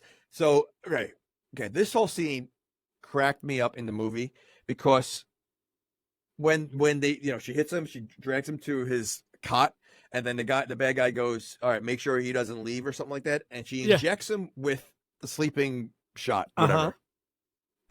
The FBI guy comes there, and in 2 seconds, Sean wakes up. Like he literally, he wasn't groggy, he wasn't sleeping. Like nothing. I think the guy he slapped him in the face or something like that to wake him up, and he literally just got up and goes, "Oh, what's going on?" Like the shot, he just got a shot to go to sleep. Didn't last more than a second. I know they showed it for maybe like a minute afterwards when he was driving and he was like woozy, like the camera went a little bit. But that was it. And then it was like totally forgotten about. Yeah. Okay. But God, when they're driving, dude, it's the best ever. Like when Corey's in the Jeep and kind of like fighting back a little bit, but when you see the creature come up, grab the car, start shaking it. Again, at this point, I'm really not thinking. No, of course not. Of course. Like I wrote down like just going back through my notes, like, all right, Sean was looking at this security hat guy. Maybe he could be the rhino, but that's the only thing I had. But at this point, when that creature grabs the Jeep and starts rocking it and yells "run," I wrote down it's in 2 different lines. It says, "Is that her dad? Like, could that be your dad?" And then underneath you thought it was a dad before. I did, yeah. I wrote, "Is that her dad? Oh my gosh. Could that be her dad?" And then underneath it says, then she says, "Dad?" That's amazing. That's crazy. It's 100% crazy because again, we discussed this. How is he an alien? Like that, because again, then that goes to the question: is he an alien pretending to be her dad, like like as human form, or is he human like because he has to be the same as everybody else, right? Because he's not turning into a Guyver, he's turning into a monster, an animal monster like the other ones. So they're all in the same family somehow, of alien species or human species that got attacked. I'm assuming they're aliens first because there's a spaceship there. Yeah, so that's what I'm thinking. I don't get what it could be. Because obviously there's some connection, which I'm sure the alien can have a connection if she was the dad for the last 25, 30 years. Right. But no, that to me, that's so bizarre. But you know what's even more bizarre? In my head, I'm like, okay, I see one creature, okay? Sean is still like on his way. So we're not even thinking about him. But I know where you see like these claws ripping the Jeep. And I'm thinking in my head, oh, Okay. the dad's ripping the Jeep. And then they show the dad like far off. And I'm like, what's ripping the Jeep? And then we see them pop out of the Jeep. I'm like, oh my God. It was wild. it was almost like a montage though, like because the camera zoomed in on the car. You see like you see like almost like bullet holes going through. Like it was the way they were scratching the car. Like you don't know what's going on, but it was like a 3 to 5 minute scene of just seeing the car getting a little destroyed from the inside out. And yeah, it was just And that Jeep, man, it must have been carrying jet fuel because when they flipped over, it exploded. It slow-moed down, and then when it landed, it was the biggest explosion ever. Oh. It was so big, and I love that her dad got thrown off into it, and then the creatures were jumping off the top rope right after that, man. Oh, absolutely ridiculous, man. So Holy how about the shit. fact that Sean, and again, this happens in every single movie, he just runs out the first Jeep he could find, and the keys are right there. Always. No one carries keys with them. Like every key is hit. I can honestly say I've never put my keys in my up top. So like, but every movie. Who would ever do that? It was like, No. I can understand if it was like, hey, I'm going to the beach, and I still wouldn't understand it, but it's like, I'm going to the beach, I'm going somewhere, I have no pockets. It But happens you're telling me in people every do- movie. It makes All no the sense. Or time. under the mat. Yeah, I know. I get it. So how does Sean know where to go when they start going after Corey? I hope the How does Guyver's he not know- helping then, because that's not fair if the Guyver only helps, lets him get knocked out, but then gives him GPS capabilities. I hope not. Well, again, he knew where to go. Well, he didn't because it seemed like he was like miles away from her when he goes on top of the mountain and yells. Oh, yeah. You know, oh, my God, you dude. Like, yeah, but It's somehow like they Drago. can hear each other. It's so ridiculous. And then when he jumps off, and then he switches, and then he does like another jump, and then he's right there. Yeah. Not that far away. They made it look dramatic, like he's gonna try to jump to the next mountain because he took a step back, he ran backwards and then ran forward like he's gonna make this leap. No, he was just turning into Guyver, and he landed perfectly. Like it wasn't that dramatic. Like he could have just jumped off, but he had to do a big swan dive, to make it look more dramatic. Man, this tag team match, I'm telling you, I love the fight. This fight sequence was so cool because they did like the silly stuff, like him hiding in the water, him taking each one on one-on-one. Yeah. Okay, before you go there, so when he's hiding in the water, first of all, the water is knee deep, so it's not even that deep, and crystal clear. The water was crystal clear because they show you the lake afterwards, like after the fight, and it literally is crystal clear. So, and the monsters are standing there up to their knees. How do they not see where he was? I mean, true. I right away I'm like, this is ridiculous. I mean, again, I get it, but like, how is he? How first of all, if it's knee deep, how is he going that deep underneath How is and he swimming around? Yeah.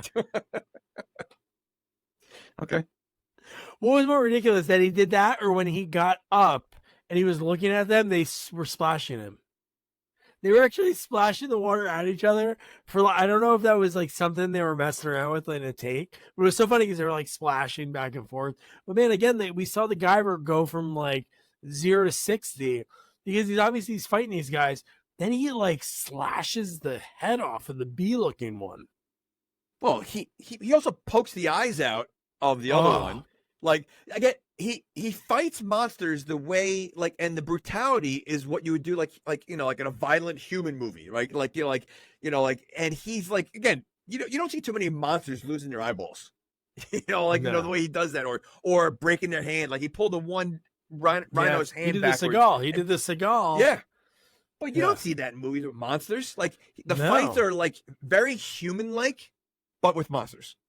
Yeah, because usually the giant ones, like you were thinking about, like with like the Godzilla movies, Yes, like those old ones, it was like just, it was like watching like heavyweight wrestlers, like in WWF, like they didn't really have a lot of moves. They just did like all this silly stuff. But man, like it was cool to see like the flips. Like when he was doing the front flips over the monsters, it was awesome. But you're right. Then the way he gets rid of this one, he well, first of all, he gets bit in the neck, and we see blood. Like it wasn't like we saw oil. We didn't see like anything like the different. blood was pouring out. The blood was pouring out. Like yeah. So when so once he blows the guy's head off and turns back, he's fine. I was expecting like a mark on him. Yeah. Nothing. Yeah. Like what happens in the monster form should reflect how you are in the human form. 100%. All movies are like that. That's like the rules of like if 100%. You go, if you go into a dream like Freddy, you get caught, you get hurt, you're gonna take that back. Not in this one. Well, I mean, don't forget when you're a monster though, you're made of rubber, so really whatever happens is just yeah. When they showed the blood that much, I'm like, oh, this is gonna be cool because he's gonna be like injured or alien for the rest of the movie. No, he's fine because even when he goes back into the Guyver, he doesn't have the bite marks. So inside of his pulsating zits, it's fixing itself like in the little tiny tools in there or something. So are the zits like the brain of Guyver? I guess so. They must be. See, that's why like we really got to. And again, watch to the sit first through this movie, but I have to watch the first one. I hope they explain it better. So I hope so. I'm sure we're gonna get some Guyver fans that have seen a movie and correct us on some of these things. I hope that's fine. I welcome it. At sequels only. No, it's not like it's just that we want to know. We could just be like, this is stupid. We're like dying to know. So that'll be fun to visit. And then so the corporation, again, these people are all students, most of them don't like students, but they keep them all in the basement. And dude, when we start seeing them change like very slowly, the best is like when we see the one get shot in the head and we just see it fall into the ground and it's wearing the security hat, but it looks like a lizard, but it's not fully changed. It's wearing the security guard outfit, but its head is a lizard. Well, I mean, some of the special effects when the one guy changes his face when he's talking to Guyver at the we missed that. Did it happen already? There's a creature in the black lagoon. Yeah, right. But his face turned into like a monster, like a scary monster for a second. It was like a scary face. That was very cool how they did that. Yeah, no, it's cool because it says computer graphic imaging. It said a CGI. And they say that in the credits, so I'm like, wow, some of the stuff they did was so advanced. No, well, that's what I was going to say. Like, I can't imagine what the budget is, but obviously some of it is very cheesy. But there's parts of it that they were very creative on the size of the budget they had. Yeah, because I'm sure really I don't know what it was, but I'm sure whenever it's somebody that's in like special effects or behind the scenes that isn't a director or a producer, well, even a producer, it's more of like favors. I'm sure there's a lot of people that worked on this movie that lent their time, especially behind the camera. But no, it looked really cool. But yeah, you're right. That transformation, and when you see the face change, you can see the CG at times in this movie. But it was pretty wild. But how about when like Corey sees Sean for the first time again? Wouldn't it be like, hey, my dad is a creature? Like there's no mention of that at all. Nothing at all. Nothing. And they do such a fake out because the way you think, like I honestly thought that she was gonna die because the way like she stood in front of him and I thought he was like, he's gonna end up killing her by accident. But of course he stops like an inch from her forehead with his blade. Oh wait, okay. So there he used the blade right off the bat. But he waits for these other two monsters until the end to use the blade. To use your tricks, I mean, so again, he's using the blade at the wrong time. Like, when, he doesn't know if it's... But yeah, she should, instead of saying, no, wait, how about saying right off the bat, it's my dad. Yeah. Which still is ridiculous, but... Yeah, super, ridiculous. So at this point, this is when Sean is like, all right, in order to end this, we have to destroy the ship. And... at this point, all the government employees that the other guy, I forget the guy's name, he was pretending to be a professor, but all those people are dead because they cut to it and we see them all dead on the ground when the other guy is being captured. Because this is when we see like the main bad guy. I thought they released them. Didn't he release them or save them? The The FBI guy saved him. They saved him at first. That's what that was like okay. the twist that Right. they showed us, because we thought they Okay. were saved, and then when we saw that other guy show up with his gun and he sees Okay. Crane and the security guard, You're right. Okay. you're under arrest, and then behind them is when that big, oh yeah, so that's a different guy then. So that is the Predator guy is the guy behind. So Yes. Crane is the Yes. one that a Creature of the Black Lagoon, but the other guy that was like a lot bigger was the Predator guy. Predator. Which Correct, we don't even correct. know who he was. They don't explain any of like it would have been cool to see them turn all of them so we know which ones were which. Because Yeah, the only one I knew was the Rhino was a security guard and Crane was the Creature of Black Lagoon. But no, they should have shown who of that group, because we didn't see anyone else. It should have made sense. It should have been the guy that was on the TV. That should have been the main bad guy. Even though he was an older 100%. guy, Doesn't matter. when we turn into a monster, there's no rules. Lopan in Big Trouble in Little China. He was an old man. He was That's a true. really old man. And yes. And he's still old, and he's still Oh, still doing it, man. absolutely. The Amazing. best, man. So then we have, again, how do these things always come up whenever we're talking about movies? Like, it seems like the same things show up over and over again. And the dynamite, the old sticks of dynamite.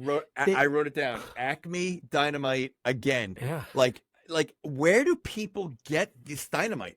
You I see guess it in every archaeologists, maybe they must have an in, because they are blowing up caves and making things happen, I guess. Do they again? This is the '90s. Are they still using that kind of dynamite? Like, I don't know. I mean, like, does the thing say TNT? Like, I'm waiting for like they have bombs also, the big round black bombs with the Yeah. you know, like that also. I mean, like it just again maybe they do have that dynamite and that's what it looks like now. I just imagine it looking way different.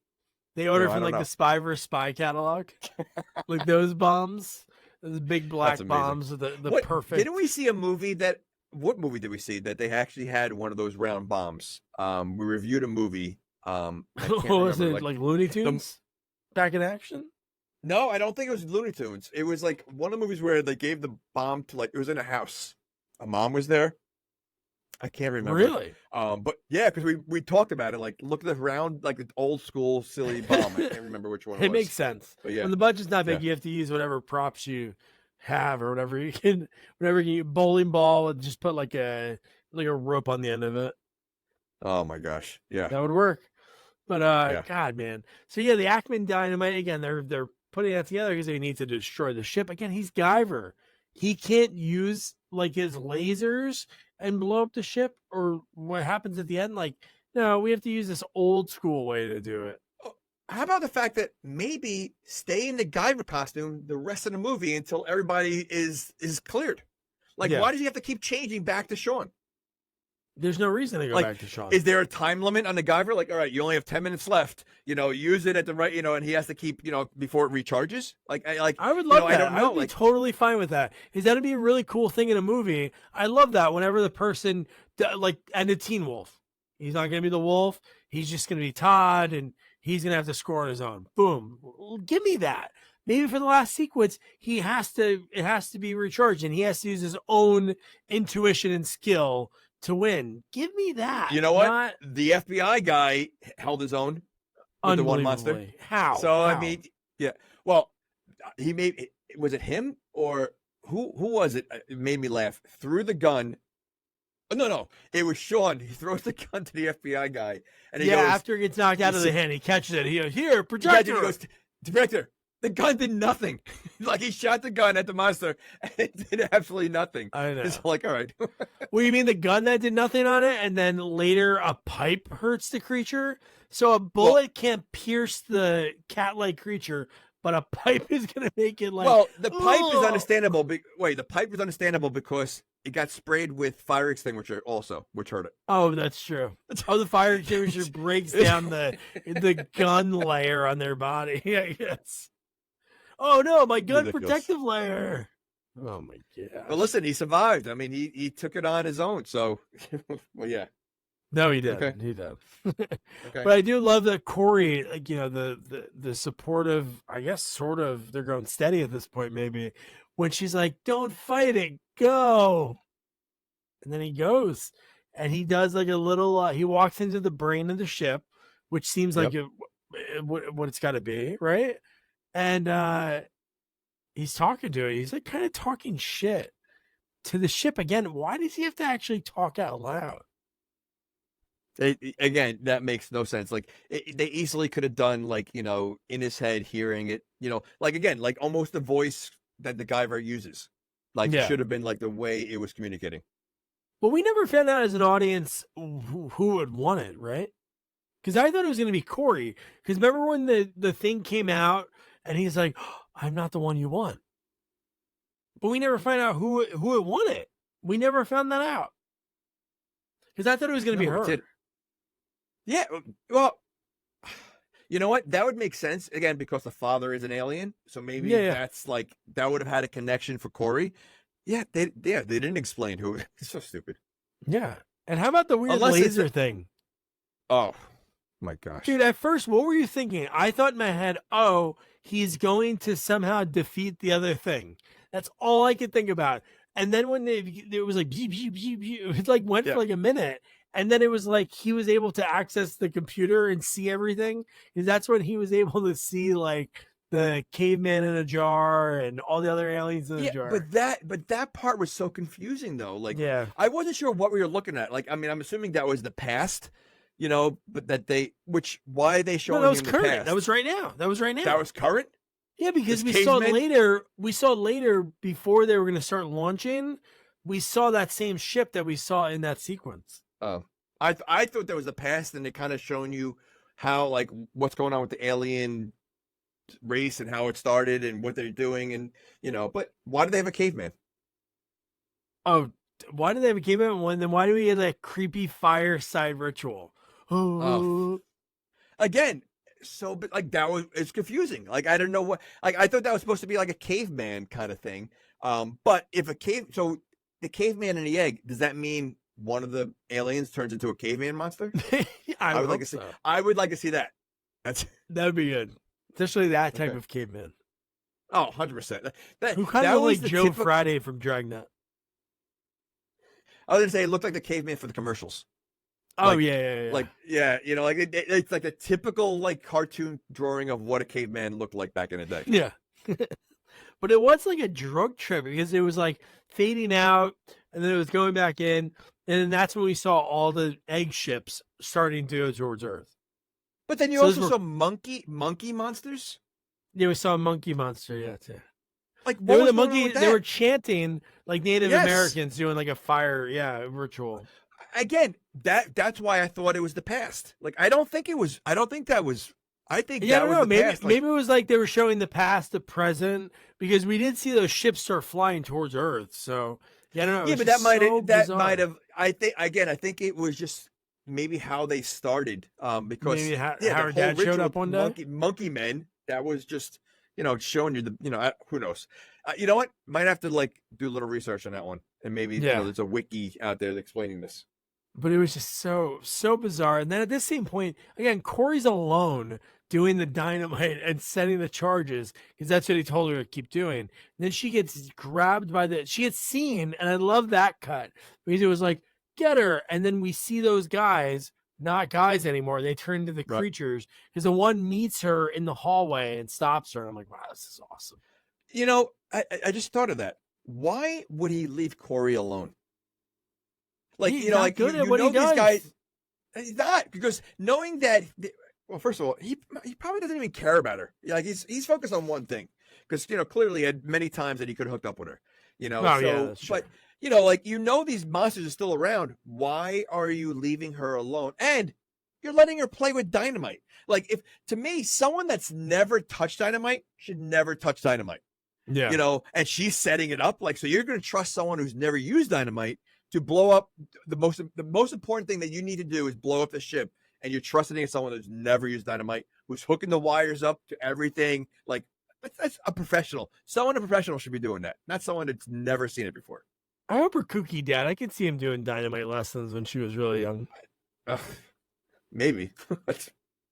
And showing how to do the glasses look at it, but it was just so bizarre. But man, I love when the guy Crane is like, "Go get him," I can hear him in there, and I love I love that in movies. It's my favorite, even though it's like so like corny when bad guys go into like a hallway and then I know they get thrown back in. That was the best, dude. Well, some of the fights, like moves in this, were so silly. Like there was a Liu Kang move at one point. I think it was was it a Guyver? Yeah, Guyver was kicking the guy against the wall. Yeah, yeah, and he does a Liu Kang, but then I think the monster does a move where he's walking on his hands, like towards the Guyver. The Rhino does the hand crawl and then hits Guyver into the wall. Yeah, but what was the point of that? Like, why are you walking on your hands? It's so stupid. That was the super speed. It just became like the fighting. Like, I mean, again, as cool as it was, it just became like a free for all. Like it was just silly stuff. Like, how many silly moves can we do? You know, I mean, again, seeing him running on his like hands because he was going fast, it made no sense whatsoever. No, none at all. And I love when he goes. So Guyver shows up and Crane grabs Corey and he like turns into his creature and he's like, retract the armor or I'll tear her apart. And then in seconds, the dad, it was almost like they obviously, I think at this point know that the dad's a creature, but he turns in no time, takes the guy out, tackles him. And then, like you said, this is like a 100% free fall at this point. Yep.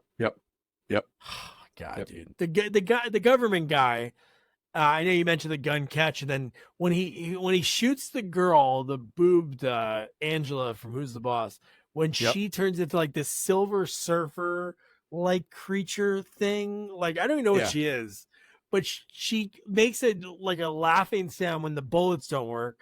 But like you said, when he fire extinguishes her, that like evens the playing field because a pipe like hurts her leg. Like was she blinded by that? Like was she blinded by that? Like it just, and the way she was chasing him, the camera view was ridiculous. It was very silly, like that whole hallway. Yeah. But the end of that scene I thought was awesome. The fact that this guy's a government employee. Yeah. No. Go ahead. I think we're gonna get to it. Go ahead. Yeah. No, the fact that he sees after he like hits her fire extinguishers, notices that it says like danger. Okay. There's no protection around that thing, that it's that live. Never. The bolts are that never. Like again, the other movie, it was unlocked. Like this is in a cave where you have all these young students or whatever, like working out there. You don't like. First of all, is it always on like that? Like the high voltage, you know, where you basically touch it, you're dead. Like, shouldn't there be some kind of protection around it? Like, there should be a fence around it at least. But something. It should never be the point that if you bump into something like that, you're gonna die. Like. You know what? It happens all the time. Tango and Cash, the big guy with the jaw. Jason takes Manhattan. Manhattan. Jason just like throws the guy, and it's like, all right, the whole thing's gonna blow up now. You know who escaped it? Rambo. He was getting electrocuted, and he was able to come off. He was able to get away. And so Rambo, you can do Lethal Weapon 1 when he's getting his balls shocked. But yeah, the fact that like ball shocked.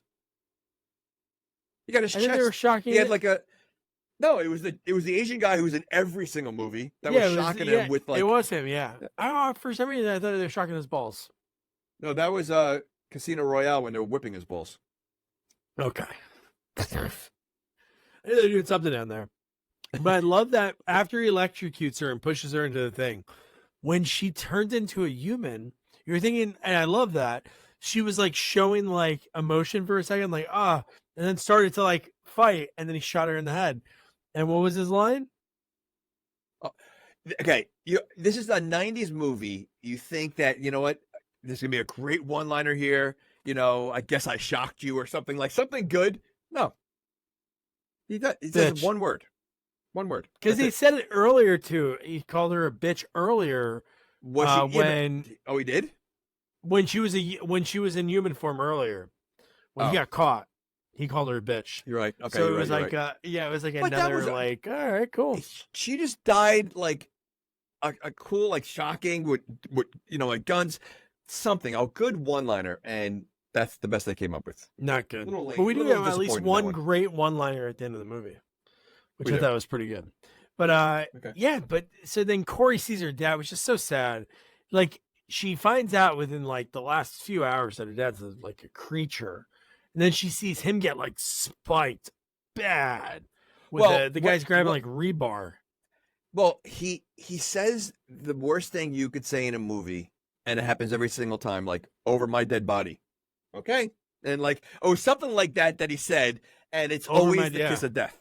Something like, Yep. you know, like, and anytime you see, and someone says that in a movie, okay, and they did. Like, so, like, if he didn't say that, he probably would be alive. He'd still be alive. And I think he ends up being alive because there's like, oh, he's losing a lot of blood. We got to get him out of here. There was like a weird line that she said. Well, yeah, but see, that doesn't make sense because if when they turn human back to human, you don't have any marks on them. Why would he be dead in alien form? You know what? You're right. That's so true. Because only for the Guyver it doesn't work that way. Because the woman's severely wounded. Like you don't see it, but she's like not able to move. She's only on the ground, and she's able to move her arms. Yeah, but she was still alive though. No, she was. No, you're right. No, Yeah, you're right. Okay, yeah. But one thing about Corey, I didn't mention earlier, but she always is there to help because she grabs rocks and throws them at the bad guys earlier and in this one, she grabs a sledgehammer and starts multiple hitting times, the guys. a few times. She does it a few times. You know, it's funny. Like this cave had so many things laying around. Like there was a part where there was empty cardboard boxes. Like all like lined up, like piled up, so that when he jumped off, like he would land into it. Like there was so, you know, again the sledgehammer. I don't know if it's the same. I don't think it was the same one because she used the sledgehammer twice and she wasn't carrying it around. So I think there was another sledgehammer. There's in another multiple room. ones, but they were hitting everything. You know, like doing those caves. So I'm sure there's a lot of pickaxes and everything lying around. But how about when Guyver pops in? He snaps like one creature's neck, and then right afterwards, says, "Are you okay?" Like right after the neck snap, he's like doing a quick pulse check. Are you okay? Is everything good? Well, you know what? That's what's pretty cool, I guess, about the Guyver is that the deaths that he gives out are all like human type deaths. Yeah. You know, you don't see monsters breaking their neck, you know, or throat slashed or like, and every kill he does is like a human type kill. Yeah, agreed. So one thing, because of time constraints, I watched the end of the movie, like the last 20 minutes on 1.75, and I'm serious. I recommend it. Like, if anybody hasn't seen this movie, you got to watch it. It's free on YouTube. But if you watch the end fights, because the music fits too in a faster pace, and just the fight itself, it was so badass. Like, the music is great. Great. It was, and the music is 100%. Like, it's got that tone of. Exactly what the movie looks like is exactly the type of music you would expect to hear. Yeah. You know, and it goes so well. Like, you know, it really goes well. And yes, the fight scene was awesome. You know, again, hand-to-hand combat in the beginning of the fight. You know, both blades come out at the same exact time. I mean, again, dude, super blades on the one that used the Guyver suit. Oh my God. Ridiculous. Dude. Like, you know, so, but again, why were why is he always waiting for the blades? Like, you know, like that's something he should have done before, you know, you see the other blades. Like it should have been separately. But then he's got this super thing that he has that he uses at the end. Like, what is that thing? Like the light or I don't know what that was. Because Corey sort of initiated that whole part. Because she came over, she shot right in the Yes.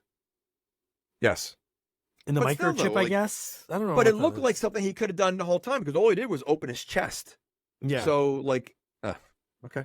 I don't get it. And then he ripped it out and he did the one-liner because the whole fight, the bad guy was saying, your model's obsolete. You know, why don't you join us and upgrade? It was like, all right. Well. And then he ripped out the thing and says, this model has been recalled, and ripped the thing out. Then you saw the thing start like sort of like melting in a way. It was weird.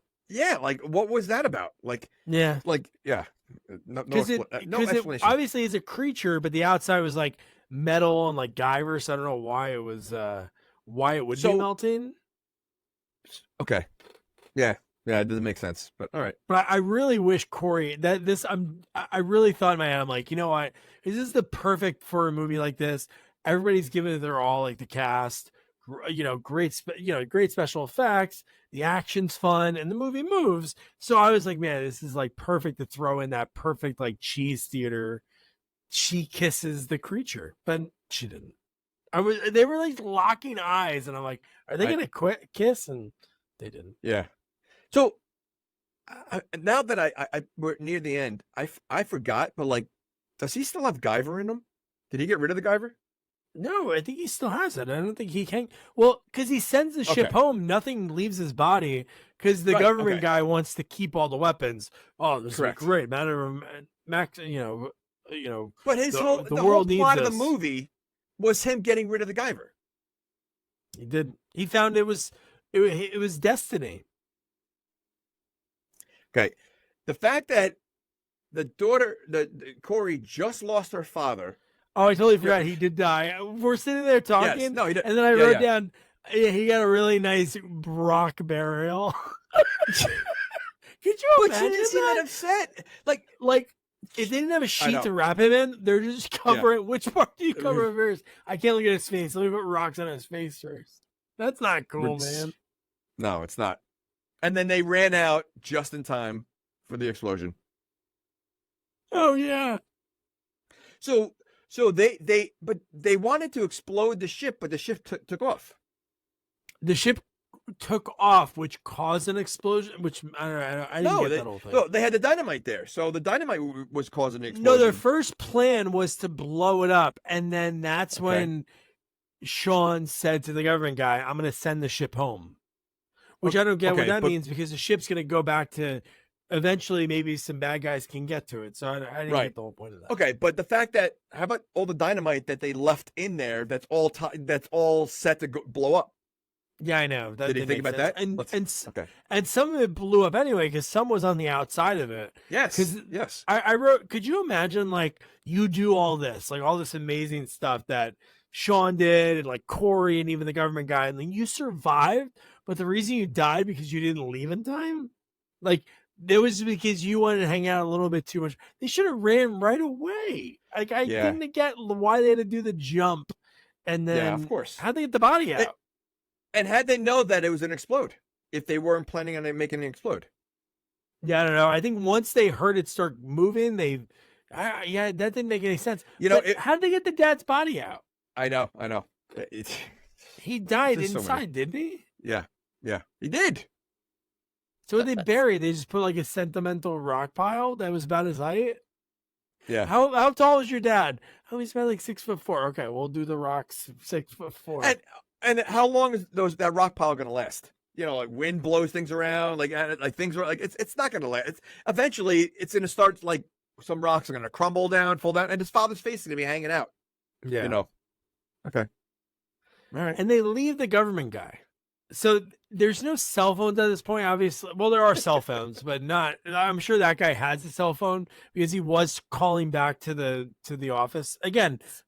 Through this whole time, we're talking about the guy that was like on the TV. We don't see him again. So the guy that's like the mastermind behind this whole thing, we don't even know who he is. Like, which to me is so silly.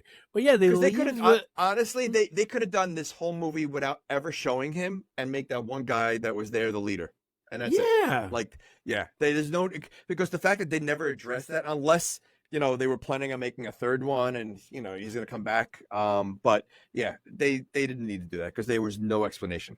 Yeah, no, 100%. But they leave the government guy, and her dad just died. They drive down the road a little bit, and they start making out. That's what I mean. Like there was within the same day, she finds out that her father's an alien, and then her father dies. Yeah. No problem making out right away. God. That's a lot to take in one day. That is a lot even for him. Like just thinking like, oh my God, I'm murdering all these creatures and bad guys. Ed, you don't have any questions? How is dad an alien? Like, you again, like to me, like that's the most important thing. Like she should be saying to Sean, like, how is my father an alien? Did I miss something all my life? How did I not notice when he was, when I was younger? Shut up, babe. Let's go to make out point. Let's not worry about our dad that has tentacles for faces. No, I agree. It was just, it was like, again, so that was the end of the movie. So that's Guyver 2, Dark Hero. Jamie, you've been waffling on it the whole time, but would you recommend someone to check this movie out? All right. Uh, it's such a tough call. I'm going to say yes. Woo! Because it's such a bizarre movie. It's such a to me, I wouldn't be surprised if it's considered a cult movie. I bet you there's a whole cult following that knows this movie. Oh, there is, yeah. It's got to be, right? So, listen, I love Big Trouble in Little China. You know what? I'm sure if I watch it now, it's got the cheese factor to it. There's, silly creatures in there, whatever.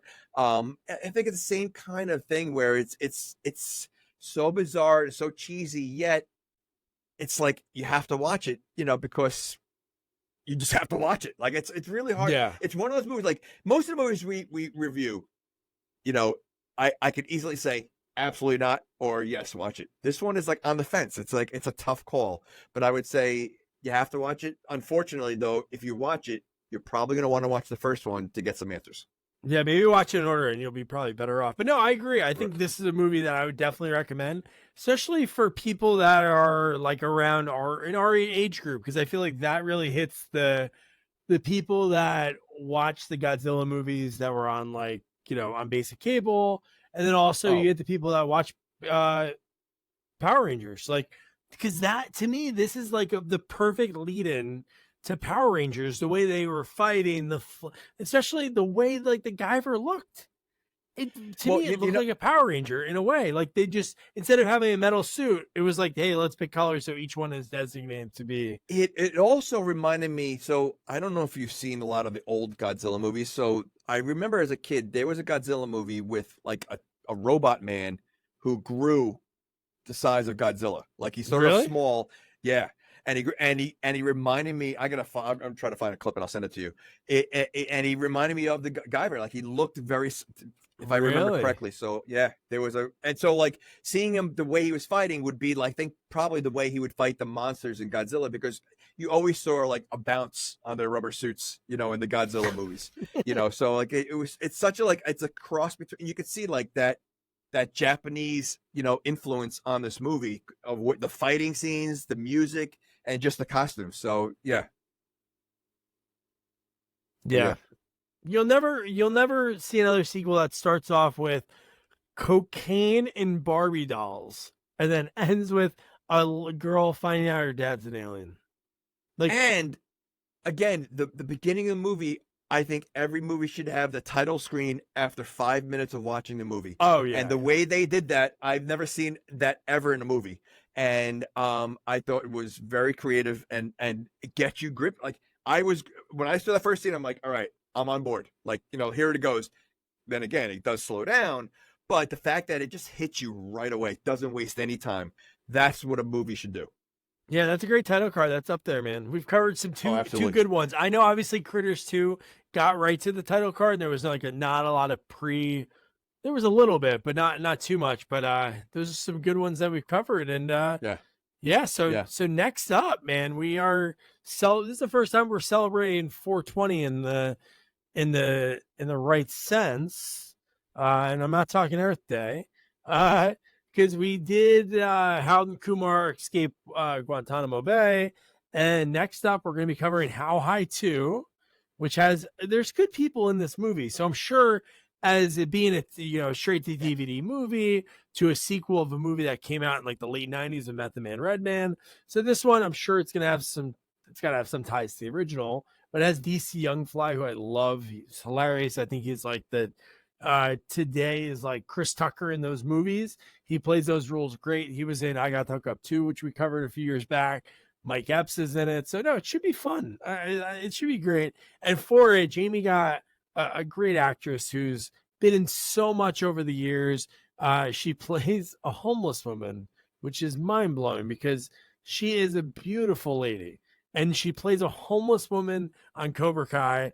Her story about just landing that role is wild, showing up to the audition looking like that, not being able to go through her normal agent because her agent wouldn't let her go out for roles that she plays a homeless woman because she's a very well-to-do southern lady. Like her accent she's right out of like a movie. She's out of a movie. Like just she was a lot of fun.